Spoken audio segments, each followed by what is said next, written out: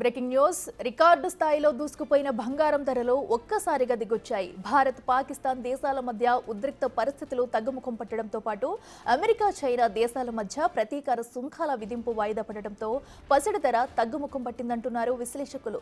దేశ రాజధాని న్యూఢిల్లీలో 10 గ్రాముల గోల్డ్ ధర 3,400 తగ్గి 96,500 రూపాయలకి దిగొచ్చింది. గడిచిన 10 నెలల్లో ఒకే రోజు ఇంతటి స్థాయిలో తగ్గుముఖం పట్టడం ఇదే తొలిసారి. మరోవైపు హైదరాబాద్లో 10 గ్రాముల బంగారం ధర 99,000 ఉండగా తగ్గిన రేట్లతో 96,000కు తగ్గింది. చైనా దిగుమతులపై అమెరికా 90 రోజుల టారిఫ్ విరామం ప్రకటించడంతో బంగారానికి డిమాండ్ తగ్గింది.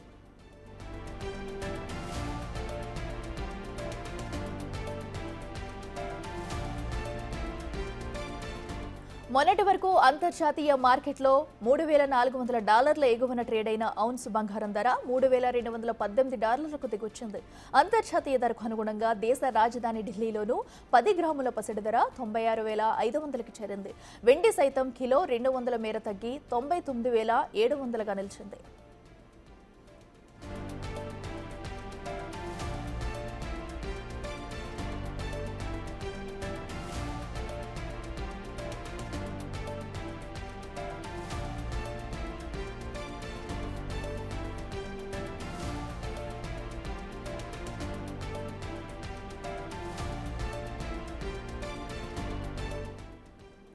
రేటుగా ఈ రోజైతే గోల్డ్ రేట్స్ భారీగా దిగింది. ఇదేం దానికి సంబంధించి మనతో మాట్లాడేందుకు మార్కెట్ అనలిస్ట్ గీతానంద్ గారు ఉన్నారు. నమస్తే అండి. నమస్తే. సరే, చూస్తున్నాము ఈరోజు ఒక్కసారిగా కూడా భారీ మొత్తంలోనే గోల్డ్ ధర తగ్గిందని చెప్పుకోవాలి. దీనికి గల రీజన్ ఏంటంటారు? అయితే ఈ రేట్స్ ఎప్పటి వరకు కూడా ఇలా స్థిరంగా కొనసాగే అవకాశం ఉందంటారు?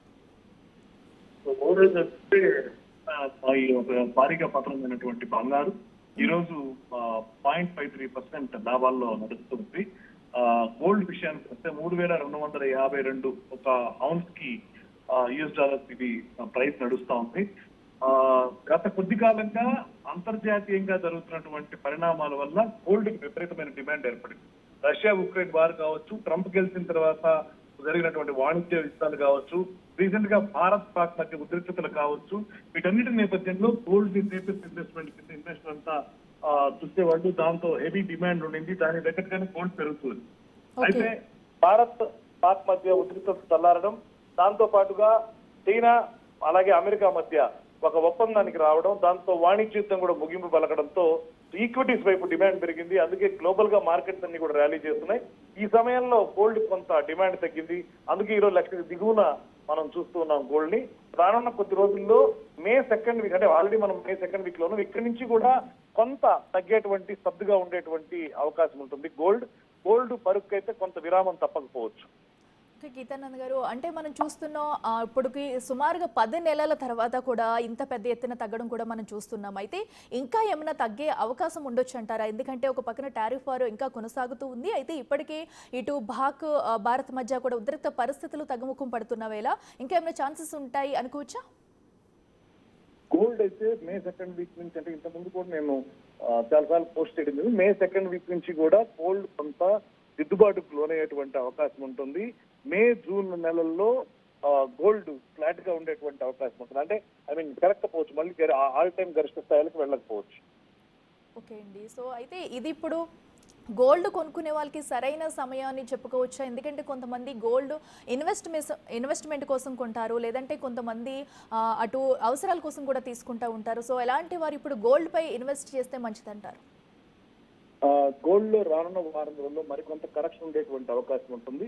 సో ఆ కరెక్షన్ లో కొనుక్కోవచ్చు. అంటే ఇంకా కూడా కొంత ధరలు పతనమయ్యేటువంటి, బంగారం ధరలు పతనమయ్యేటువంటి అవకాశం కనపడతా ఉంది.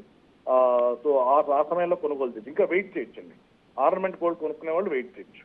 ఓకే. సో ఇప్పుడు ప్రధానంగా షార్ట్ పొజిషన్స్ తీసుకోవచ్చు. Sorry, traders sell and rise mode లో షార్ట్ పొజిషన్స్ తీసుకోవచ్చు. Okay sir. సో అంటే మనకు వచ్చే 2-3 నెలల్లో ఇంకా ఏమన్నా తగ్గుతాయి అనుకోవచ్చా? అంటే గోల్డ్ లో భారీ పతనం అయితే ఉండకపోవచ్చు. అంటే 60,000కి 50,000కి ఇలా రాకపోవచ్చు, కానీ 90,000కు పైన స్థిరపడేటువంటి అవకాశం ఉంటుంది. సో అంటే 90,000 కిందకి ఇక గోల్డ్ ధర దిగొచ్చే ఛాన్స్ లేదంటారు? చాలా వరకు లేదనే చెప్పొచ్చు. ఓకే అండి. సో అంటే ఇప్పుడు మనం చూస్తున్నాం అటు స్టాక్ మార్కెట్స్ కూడా ఇటు నిన్నైతే రాకెట్‌లా దూసుకెళ్ళాయి మార్కెట్లు కూడా. సో ఈ రోజు ఒక్కసారిగా కూడా భారీ నష్టాల్లో దూసుకెళ్తున్నాయి. దీనికి రీజన్ ఏంటంటారు? జస్ట్ 0.66% నష్టాల్లో నడుస్తోంది నిఫ్టీ. అలాగే సెన్సెక్స్ కూడా. నిన్న ఎప్పుడైతే అంత పెద్ద ర్యాలీ జరిగిందో 3% పైన ఎప్పుడైనా ర్యాలీ జరుగుతుందో పక్క రోజు జనరల్ గా ప్రాఫిట్ బుకింగ్ జరుగుతూ ఉంటుంది. ప్రస్తుతం మార్కెట్ లో జరుగుతుందని ప్రాఫిట్ బుకింగ్ అని చెప్పొచ్చు. యూరోపియన్ మార్కెట్లు ఓపెన్ అయిన తర్వాత మార్కెట్ కరెక్ట్ డైరెక్షన్ వచ్చేటువంటి అవకాశం ఉంటుంది. లాస్ట్ గంటలో కొనుగోలు మద్దతు లభించేటువంటి అవకాశం ఉంది. మార్కెట్ ఒకవేళ ఈరోజు పాజిటివ్ గా టర్న్ అయినా కూడా ఆశ్చర్యపోవాల్సినటువంటి అవసరం లేదు.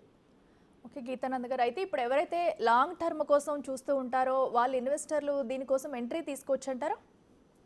లాంగ్ టర్మ్ ఇన్వెస్టర్లకి ఇప్పటిదాకా కరెక్షన్ లో కొనుగోలే కాదు, ఈ సమయంలో కొనుగోలు కూడా లాభాలు ఇచ్చేటువంటి అవకాశం ఉంది. ఎందుకంటే గత 6 నెలలుగా మార్కెట్ లో చూస్తే పెద్దగా రిటర్న్స్ లేదు. 1 ఇయర్ రిటర్న్స్ కూడా చాలా తక్కువ ఉన్నాయి. కాబట్టి ఇంకా కూడా మార్కెట్లు పెరిగేటువంటి అవకాశం ఉంది. ఆల్ టైమ్ గరిష్ట స్థాయిల వైపు వెళ్ళేటువంటి అవకాశం ఉంది. కాబట్టి బ్లూ చిప్ స్టాక్స్ లో కొనుగోళ్లకి ఇది సరైన సమయంగా భావించాలి. ఓకే. అంటే ఏ స్టాక్స్ మీద ఇన్వెస్ట్ చేస్తే ఇప్పుడున్న ప్రజెంట్ సిచ్యువేషన్లో మంచిదంటారు? బ్యాంకింగ్ రంగం స్టాక్ల మీద చూడొచ్చు, అలాగే ఐటీ రంగ స్టాక్ల మీద చూడొచ్చు. ఈ 2 రంగాల్లో మంచి మొమెంటం ఉండేటువంటి అవకాశం ఉంటుంది. Yes. Okay. Thank you Geetanand గారు.